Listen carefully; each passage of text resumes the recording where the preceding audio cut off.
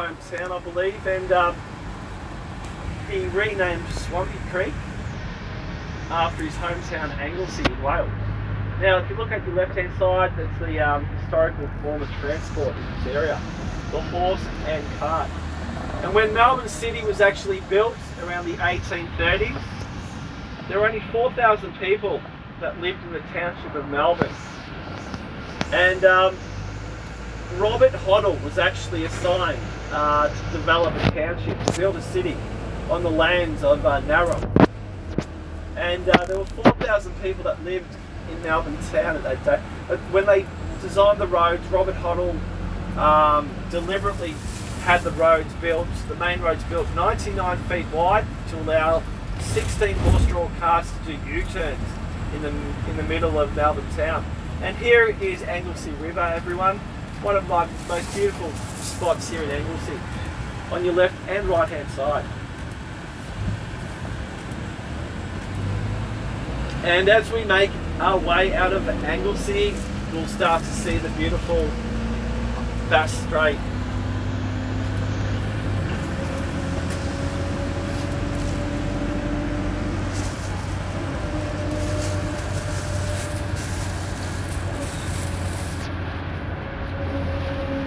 It's nice and quiet today, but during the holiday season, this place is packed with holiday makers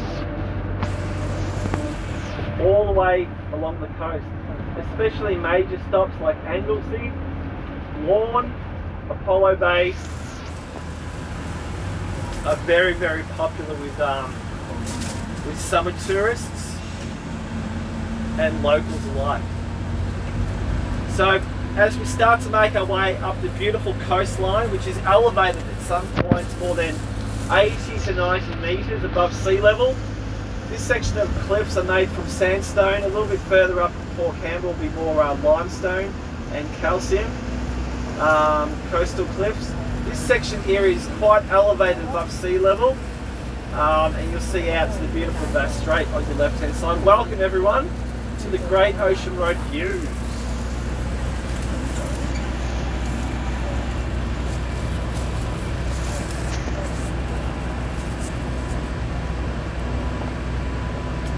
So these beautiful cliff lines were formed more than 200 million years ago, they say, from sandstone. And a little bit further up today, when we reach Port Campbell,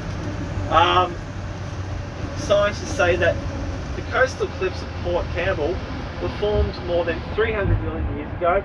They're predominantly made up of limestone and calcium from ancient fish bones, where they believe there was an ancient ocean inland around the Port Campbell area millions of years ago, and the skeletal remains of bones mixed in with the limestone created the beautiful coastal cliff lines that we'll be driving along at Port Campbell later on this afternoon. And these coastal cliffs at Port Campbell are what the 12 apostles have been carved out from over millions of years, over 40 million years, carved out of the beautiful cliffs, limestone calcium cliffs of Port Campbell, to create the beautiful rock structures that we are going to see this afternoon, known as the 12 Apostles.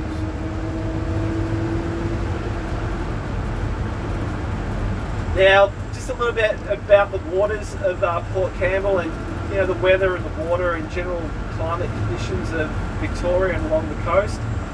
Average rainfall in Victoria is about 640 mils of rain per year, just a little under a litre of rainfall we receive per year in Victoria. If you look forward out the front of the windscreen of the bus, you'll see a beautiful historic lighthouse tower known as Split Point, built by the early settlers in response to a lot of ship sinkings along the coast, especially further up near Port Campbell. More than 700 sailing ships actually sunk in the waters near and around Port Campbell, and in response 5 lighthouse towers were actually built along the coastline to help sailing vessels navigate the real treacherous waters along the Victorian coast. Quite large waves and very rocky shoreline. these lighthouse towers that you still see standing today, they still do operate to assist modern day shipping vessels navigate their way towards Port Phillip Bay and out of Port Phillip Bay. So they are still operational. You will see them actually operating their lights at dark, at dusk till dawn. Obviously they're now all fully automated and don't need to be manned. I believe there's only one lighthouse tower in the world that still is operated by workers, and that's somewhere in the US. All other lighthouse towers are all automatically operated.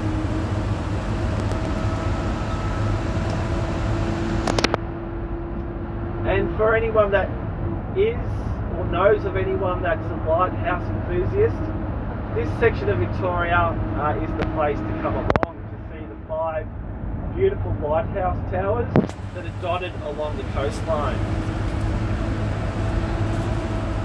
The particular lighthouse that you see in the distance is also open to the general public for a $10 entrance fee. People are actually allowed to climb up to the very top of the lighthouse and walk outside around the tower to see the beautiful views of the area.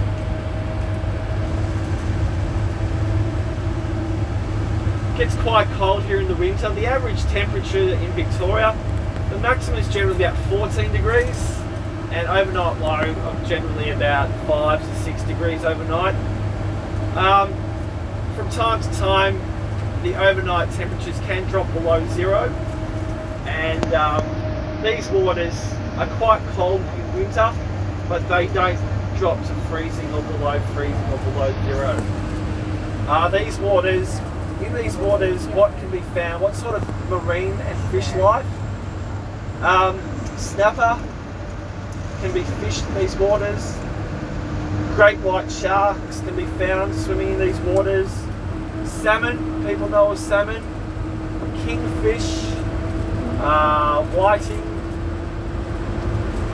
There's some of the fish that can be actually found in these beautiful waters here in the south.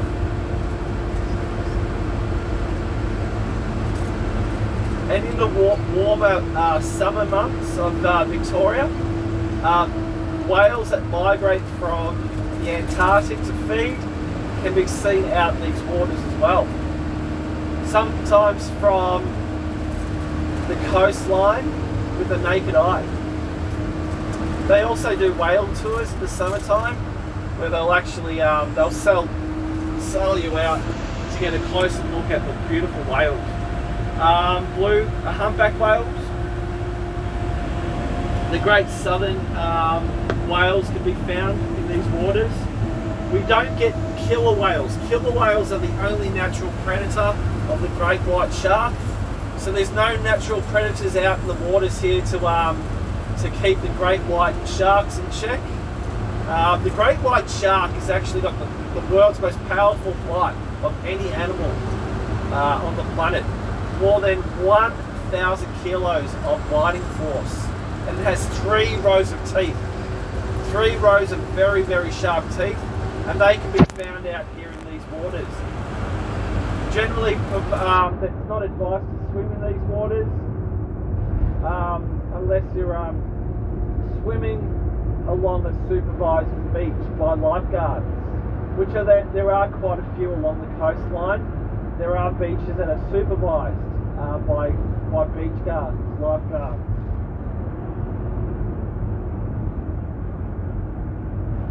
Generally, only the most experienced surfers or swimmers or people that fish will come out to these waters unsupervised.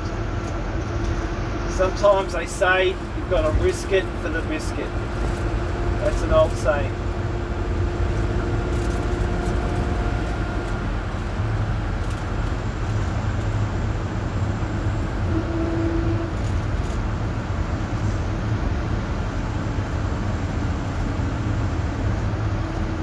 Now, all Australian native wildlife, which is known as fauna, and all Australian native plant life, known as flora, are all protected under the Wildlife Act of 1979.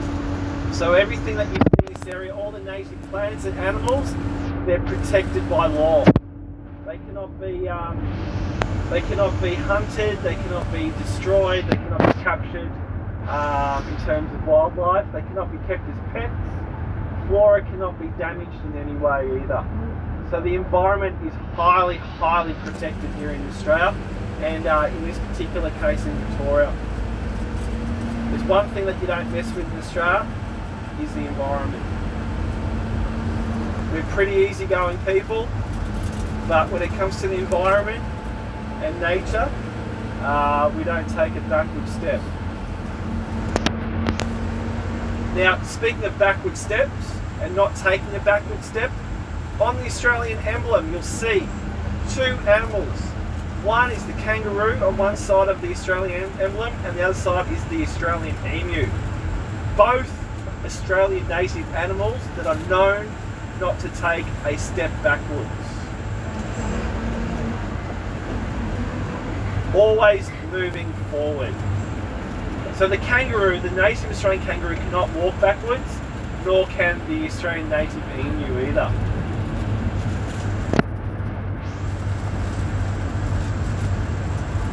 Australians never take a backward step from anything.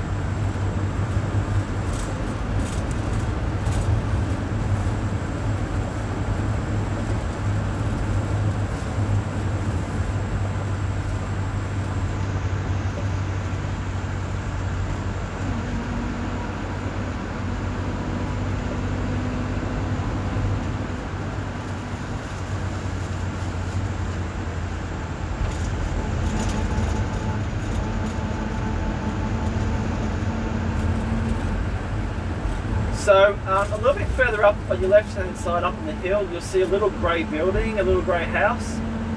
That's the former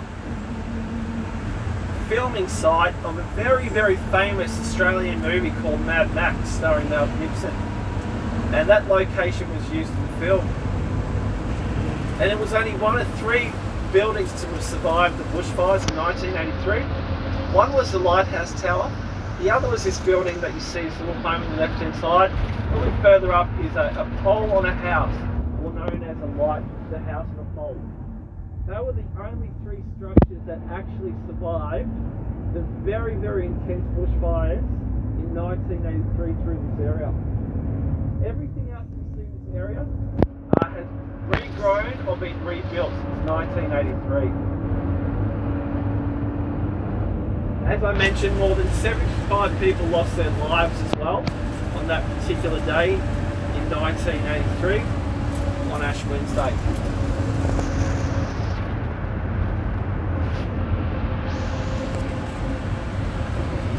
So all these hills were alight. All these eucalyptus trees were all alight in flames. And the flames and the fires made their way down, almost down to the beach level. To the very edges of these cliffs, the bushfires actually made their way.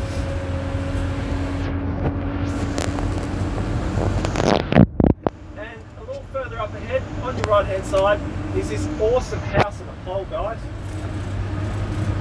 It's built to withstand very strong wind force, gale force winds from the ocean, and also it's built that high to actually reduce its chances of getting burnt down in a bushfire.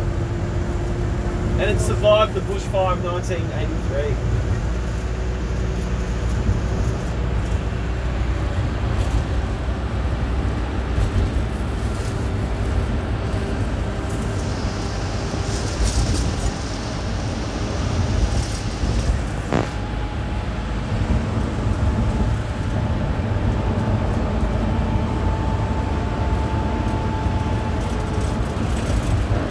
You can also see some beautiful coastal plants, native coastal plants as well.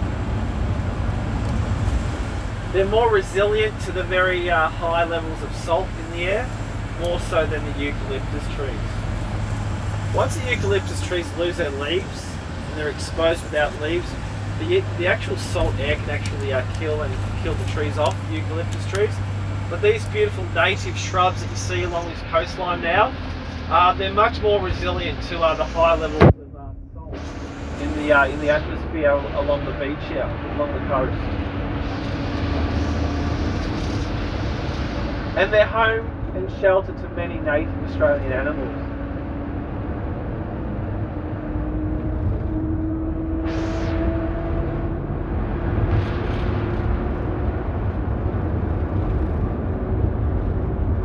So if you can see the beach up ahead, that's where we'll be stopping at the Memorial Arch for 10 minutes. Please keep your photographs on the left hand side of the viewing area. Do not take any photos standing on the road. Do not enter the road at all. It's very dangerous with lots of vehicles driving up and down. So please keep your photo taking to the viewing area only.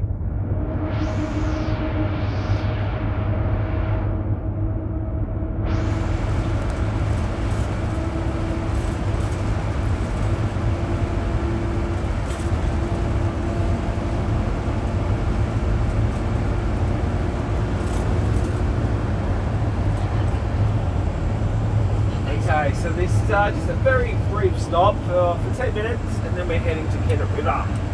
Yeah. To hopefully spot a koala in the wild. Now the Great Ocean Road sign that you can see hanging in the middle of the road, that's the very original sign that was built as part of the tollway. It survived the bushfire, and it also survived the collision with a large vehicle. It's more than 100 years old, that particular hand-carved sign, from local timber from the area, back in 1919. So here we are. I'll see you all back on the bus at 10:50, please.